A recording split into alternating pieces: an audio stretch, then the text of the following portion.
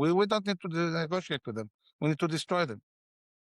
They need to be on their knees, surrendering unconditionally. And why not achieve that? I mean, completely dominating Iranian skies. We're fighting the whole U.S. and Israel together. No country in the world can withstand an attack, Israeli-American attack together. So we have to go all the way and win decisively. We're now deep into a war that is already reshaping the Middle East. Israel says Iran is dramatically weakened, missile systems are collapsing, senior leadership is being eliminated, and yet the war is still expanding. Oil markets are reacting, the Strait of Hormuz is under threat, and global powers are watching very carefully. So the real question is, has Iran already lost this war, or are we on the edge of something much bigger?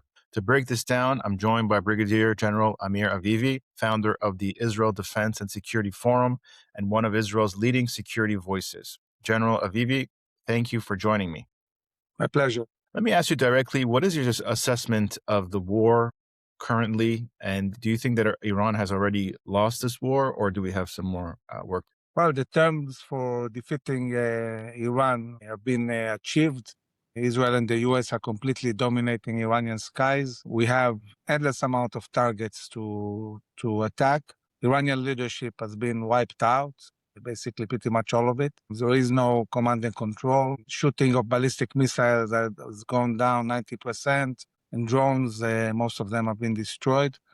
Iran is losing its capability to fight. All the different industries that support the fight in Iran are being systematically destroyed. And they have huge industries. It's a very, very strong country talking about military industries, and they are being destroyed systematically by the U.S. and Israel. As you know, they have no Navy anymore, no Air Force, almost no air defense. Basij forces and Revolutionary Guards are being hit systematically. Today, Israel eliminated the head and the deputy of the Basij, and also Larijani, which was the head of the Revolutionary Guards. And basically, the leader who still remained was actually functioning. So I would assume that 2 weeks, this country will be on its knees. And as President Trump said, we're talking about unconditional surrender of this regime, and it's definitely achievable. And do you know what exactly the goals are of the war? I guess at least from Israel's side. So both from Israeli and American side,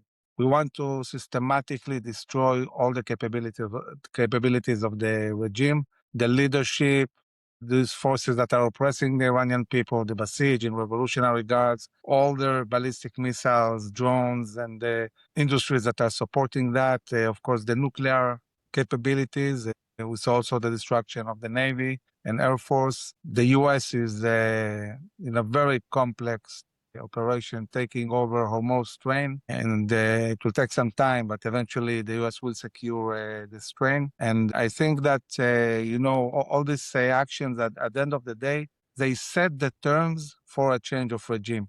You cannot change the regime from the air. You need the people to be involved. And the message to the people is, wait at home, let us do the job. We'll tell you when to go out and take over your country. And this is at the moment what we're doing. It's obvious that the U.S. and Israel have no problem within weeks to really destroy all the infrastructure of Iran, the military nuclear infrastructure, and also the internal security forces. There will be a moment when the Iranian people will be called to go out to the streets and take over their country. And this is something that is more difficult to predict exactly how it will look like and how it will evolve. But one of the issues in the past was that the general public is not armed in Iran. And so for them to take over, they would need weapons. Do you think they can become armed in some way from America, or what is your assessment of that? So basically, definitely the U.S. and Israel can help arming them if needed. I also think that it will be interesting to see what happens in the army, because the army, unlike the Revolutionary Guards and the Basij forces, were completely aligned with the regime. The army is a conscription army. Everybody serves in the army, also many soldiers that are not necessarily supportive of the regime, and they are armed. So I think there will be a point where we'll see, more and more defection. We're seeing it already, by the way. There are units today in Iran that 90% of the units fled away.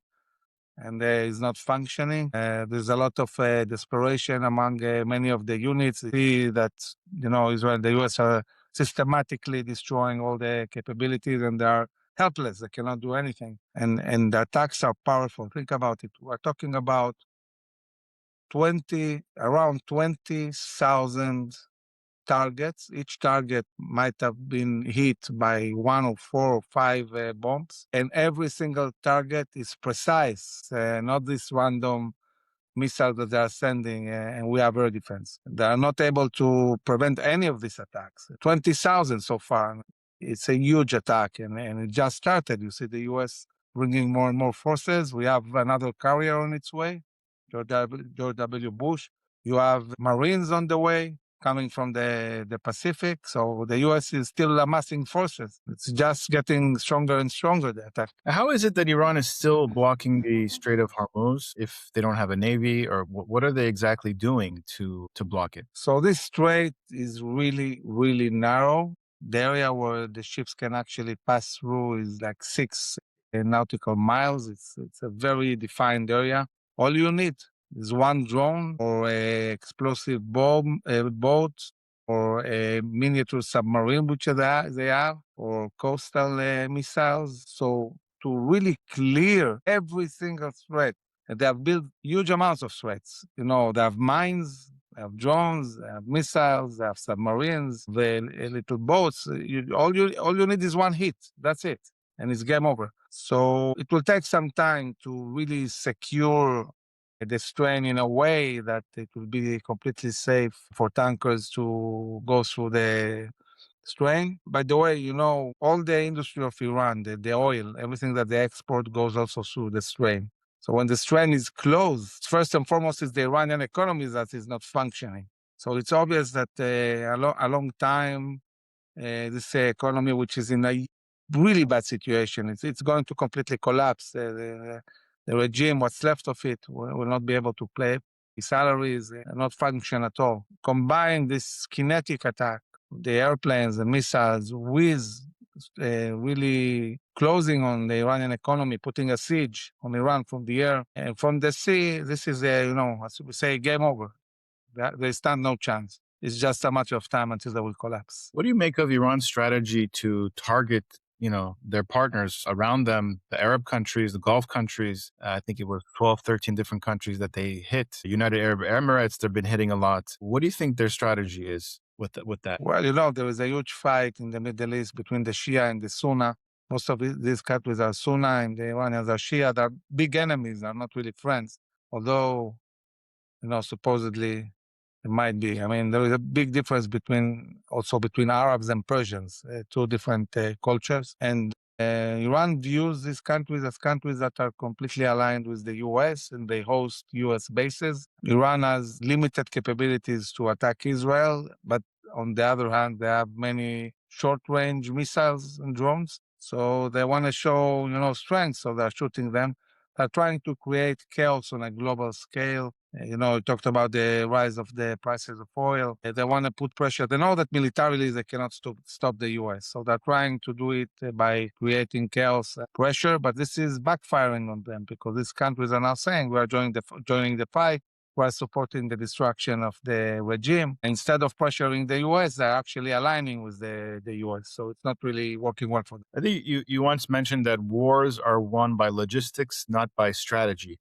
Can you explain what that means? Yeah, so this is a famous quote from American general in the Second World War who said that amateurs talk strategy, professionals talk logistics. Usually when you're not really professional, it's always easy to talk about strategy. Logistics requires really going to the details, okay? So at the end of the day, looking at it from an Israeli-American point of view, there is only one thing that can stop Israel or the US. It's fuel and munitions. And if you notice, Secretary of War Pete Hegseth, when he talks about the war, he mentions a lot the amount of munitions the US has, and the fact that it's endless and they have a lot of munitions, because this is really the issue. I mean, how many munitions you have and how you can support the ongoing operation. And the Iranians, the fact that we completely surrounded the country from the air and the sea, and they cannot resupply, and they're industries are being systematically destroyed, they cannot produce anything new. So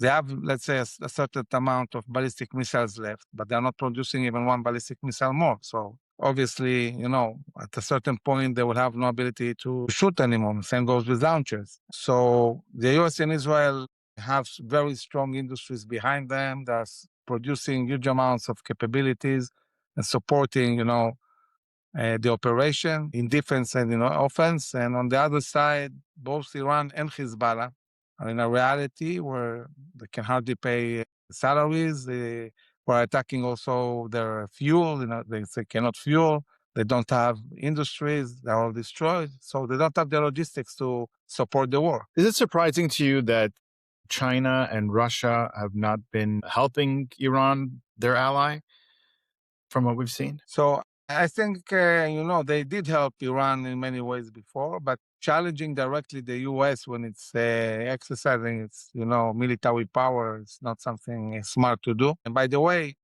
Iranians have a lot of Russian and Chinese technology. And when you see how decisively Israel and the US are winning, I'm sure this creates a lot of questions, both in China and in Russia, about their real capabilities and what is really their strengths compared to the US and compared to Israel. Do you think the U.S. also has, a time constraint? Because if this affects the economy after a certain amount, then there's going to be more and more pressure for the war to stop. Do you think that they can accomplish their goals before that happens? I don't think this war is going to be very long. I think it's a matter of weeks before Iran collapses. I think that following that, oil prices will go down very, very fast. And I think that even politically, looking at the upcoming elections in November in the US and October in Israel, at the end of the day, the question is not what people feel now, but really what will be the results in the coming months. And if there will be a decisive win and Iran will change regime and Iran will move to back up the US and Israel will normalize relations with Iran and so on, obviously, this will be viewed as an amazing win and a huge achievement. And this is what both Netanyahu and Trump are aiming to. They're looking a few months ahead, not just looking at what's going on now in the middle of the war. Now, Israel has targeted the senior leadership of Iran. They did the same thing with Hezbollah. How much does that actually impact the war when you cut off the senior leadership? It's pretty dramatic. I mean, in Iran today, you don't have command and control. There is no one really taking decisions. Every unit is doing, what it understands. Iran is not, at the moment, is not really functioning as a country. There is chaos, there is disconnection between different units and the government and so on. And this is impacting dramatically what's happening. I mean, you need to do several things. Toppling the leadership is one thing, then toppling also all the capabilities, command and control, and hitting the forces that are oppressing the people. There's multiple ways in which Iran is being hit, so we set the conditions for a change of regime and a new reality. But does losing the leadership, you think, create chaos? Does it make maybe the situation even worse? There's nothing worse than this leadership. This leadership wanted to annihilate Israel and the US to produce nuclear weapons. Chaos is not always the worst option. Sometimes chaos is better. I mean, look at Syria, for example. In Syria, since the Assad regime fell, there was chaos, and even before. And it was less dangerous than the days of the Assad, the father, and the son. Syria was a big danger. But I think that there might be some chaotic reality in the short term, but in the long term, I think there will be a capability to stabilize Iran and change the regime and build something different there. We spoke about this in our last interview, but it seems like Israel has a lot more intelligence in Iran than it did in Gaza, right? Is that correct assessment? In a way, yes. We had also a lot of intelligence in Gaza, but yes, in Iran we have very good. I think the difference is that in Iran or Lebanon or other places, the defense establishment didn't mix worldviews. They simply looked at the reality the way it is. They saw the intelligence, assessed it the way it was. When it comes to the Israeli-Palestinian conflict, and this is a very dangerous thing, there is a tendency to mix it with politics, with worldviews, and not really just look at the reality and the intelligence. I mean, we in IDSF knew 100% that war is coming. We didn't have A200. We didn't enjoy all this intelligence, and we knew for sure that war is coming. So it's not an issue of intelligence. Um, what you do with the intelligence and how you analyze it. Specifically in Gaza, the Shin Bet was responsible for human intelligence, and they failed miserably. They really didn't build a net and had a good understanding, what's going on, not just talking about cyber, but really human intelligence. It seems like also they maybe they became complacent. Maybe they became too familiar with the situation, right? Mike, Because they were quiet for a while. But do you think that Iran is trying to pull the entire region into this war? Maybe they're trying to make the war bigger, pull other countries in? I think it's less about pulling countries in. It's more about creating damage in multiple places to create pressure on the U.S. to stop. I mean, if other countries they attack them, it's not a good thing for them, if other capabilities are involved. So, no, I don't think they're trying to pull more countries into the war. They're trying to discourage countries and put pressure on the U.S. to stop.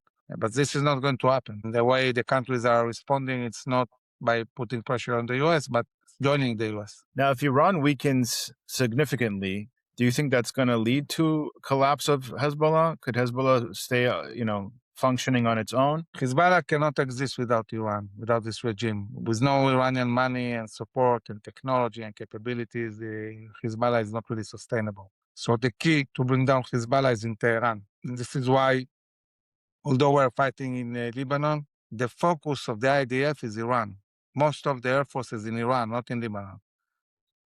And when I talk to my guys who are dealing with Lebanon, they all the time lament they don't have enough airplanes, But understand that the main issue is bringing down the regime and completely disconnecting Iran from Hezbollah. Once this is done, this organization is not really sustainable. Now, Lebanon itself, when they understand that this regime is going to fall and Iran cannot impact Lebanon anymore, they become more emboldened to deal with Hezbollah and, really push towards dismantling Hezbollah. So now, everything that you see, every single country in the Middle East, and you want to understand what they're doing and why they're behaving in a certain way, it all has to do with the understanding that the US and Israel are going to be the hegemonies in the Middle East.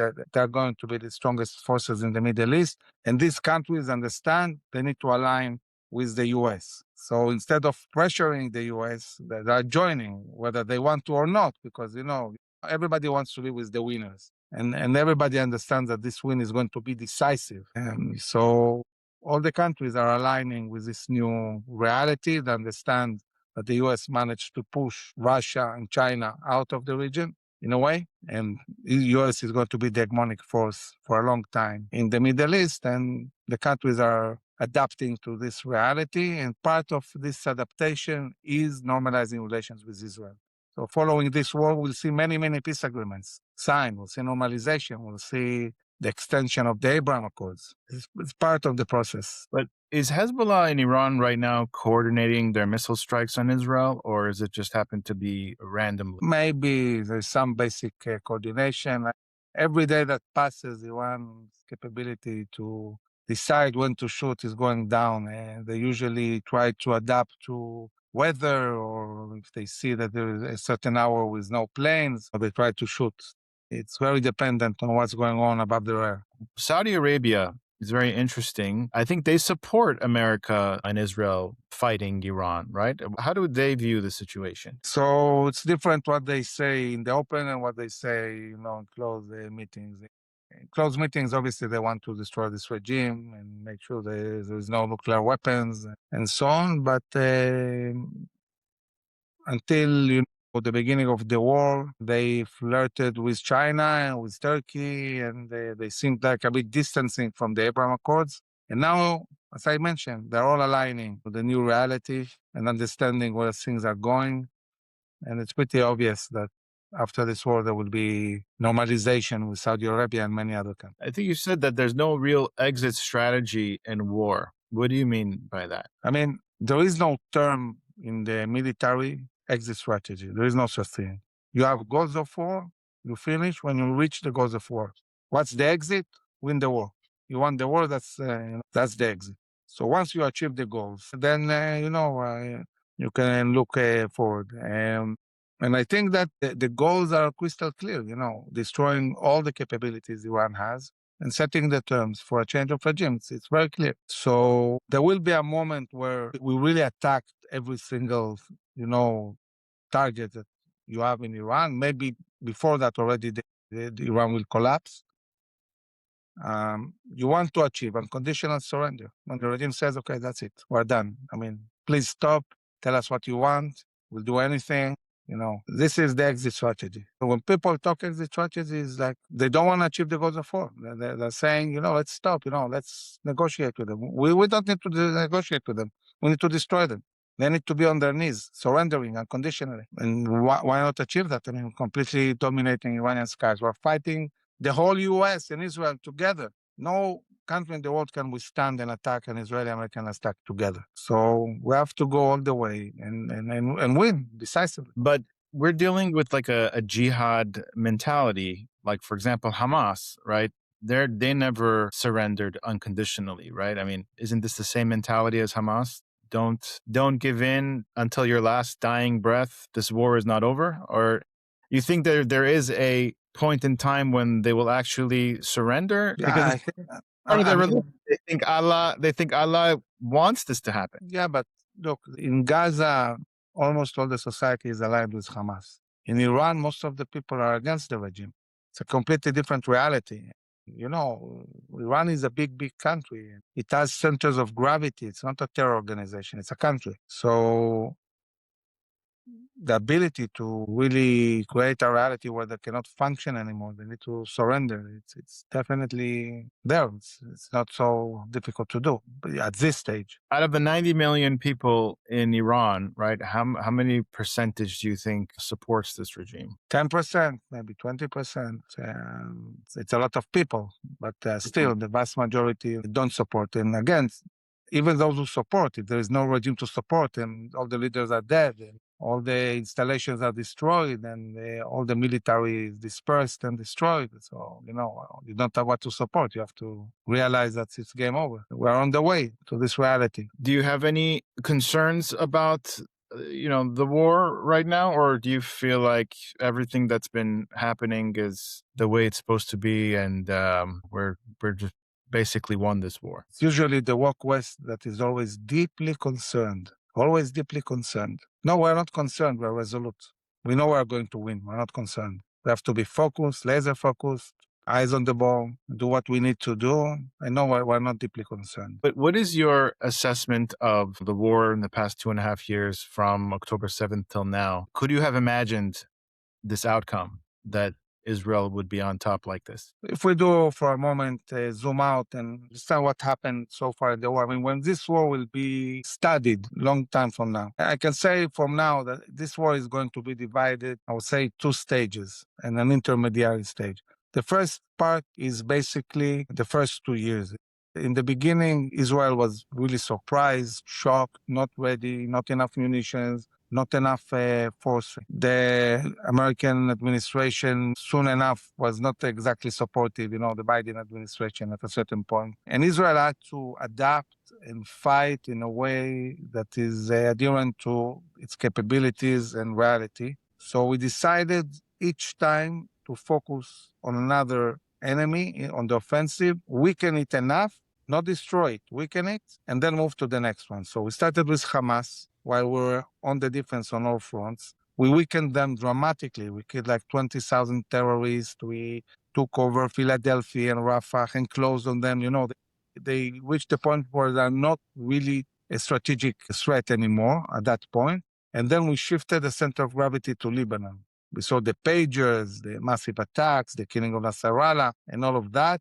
We broke Hezbollah will to fight and hurt really massively many of their capabilities. And then we moved to Syria, took over the Hermon, we destroyed the whole Syrian army, we moved to the Houthis. And then, of course, the very dramatic attack on Iran 12-day war. First time showing that this regime can be dealt with and they are paper tigers. They are not as strong as people might think. We went back to Gaza to deal with our hostages and release them. And then there was a pause. We released the hostages. We weakened all our enemies. Israel, by then, became much, much more powerful. We really built our capabilities throughout the 2 years. There was like an operational stop to regroup, to organize, to prepare for the next stage. Many people thought that's it, the war is over, and I wrote several articles in December and January saying, no, it's not.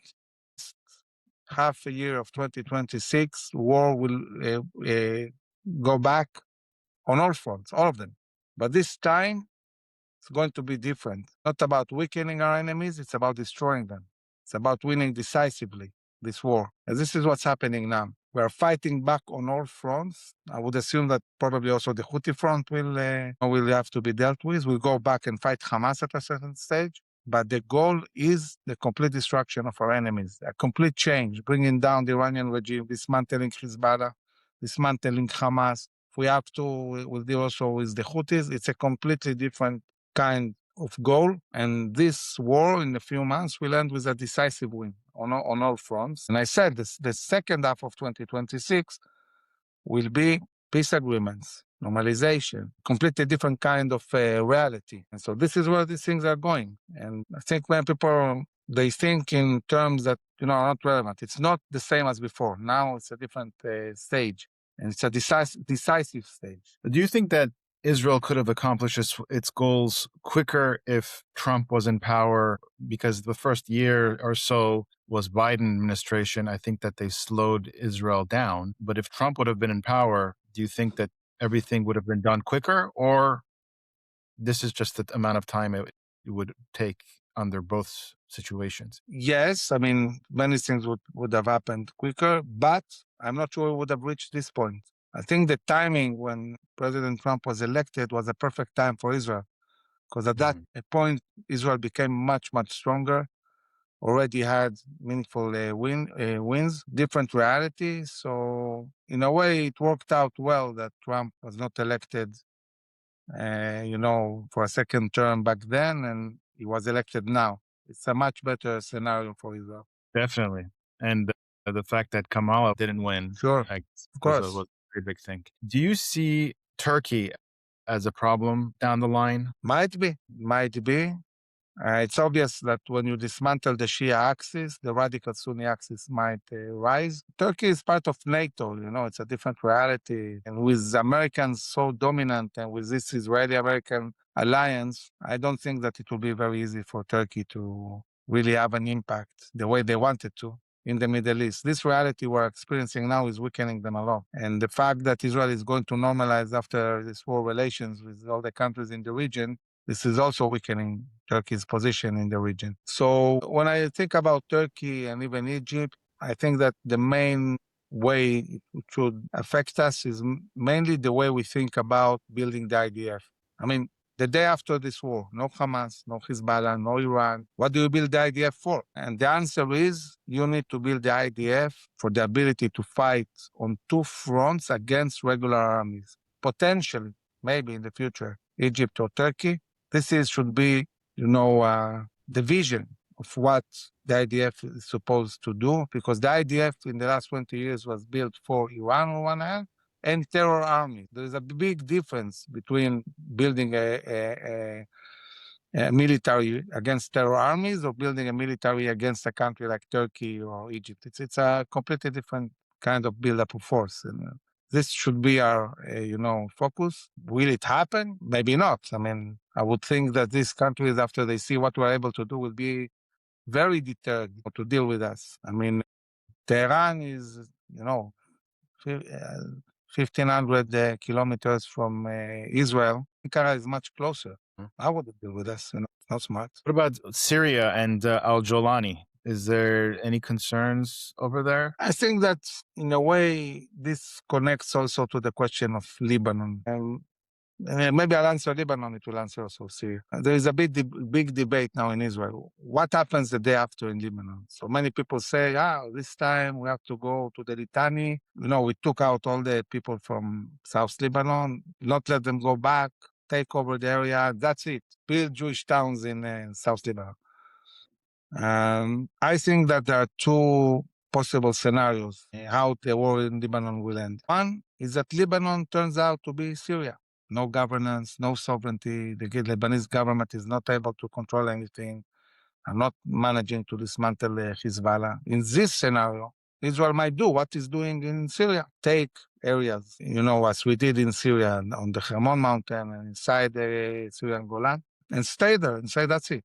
This country, is not functioning, doesn't exist. We have to take care of our security and remain indefinitely even, in these places. The other option is that Lebanon, which has now motivation to dismantle Hezbollah and join America and understand that the Iranian hegemony is over, actually managed to do something with Israel. And then we move to a completely different scenario of a peace agreement, normalization, a different reality. Even then, maybe Israel will define some dead zone in South Lebanon where nobody can go back to. But it's two very different scenarios and we'll have to see what happens. Syria is not a country. It doesn't exist. There is no such country as Syria. It's different parts, civil war. It's not really functioning as a country. I want to ask you as we wrap up, Benjamin Netanyahu, at a certain point, his political career is going to come to an end. How do you assess the way he ran the war? And do you think that there's somebody that can replace him that can actually step into his shoes and do what he does for the country? I think that,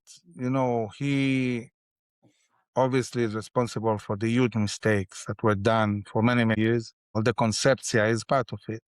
But he's doing a very good job managing the war. I think he learned the lesson, managed to, stand on his feet very fast and manage the war very, very well. I think that he will be elected in the upcoming elections again. And the big question is, what happens the day after Netanyahu and Trump? And this is going to be a very dramatic moment. And I think that there is a need to build new leadership for Israel. And I'm not sure that this leadership exists today in the Knesset. We have to bring new people. Start building a leadership that will be the next leadership in the long term.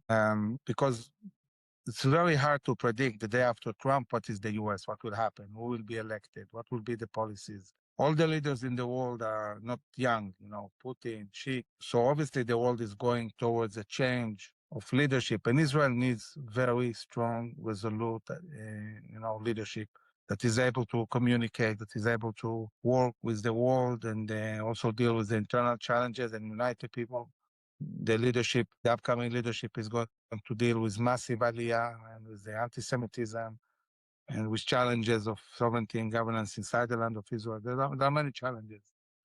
And this leadership needs to be built now. General Avivi, I want to thank you for your time, as always, and thank you for everything that you do for the state of Israel, for the Jewish people. And I hope that next time we speak, it'll be after this decisive win, and wishing you all the best. Thank you very much. If you have a 401k or an IRA, please listen. Gold is at record highs.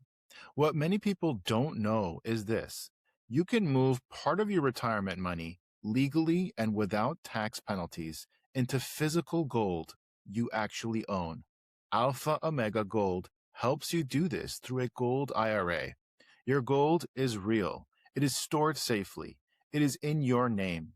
Learn more at ao.gold/stand. Alpha Omega Gold is our sponsor, and they proudly stand with Israel.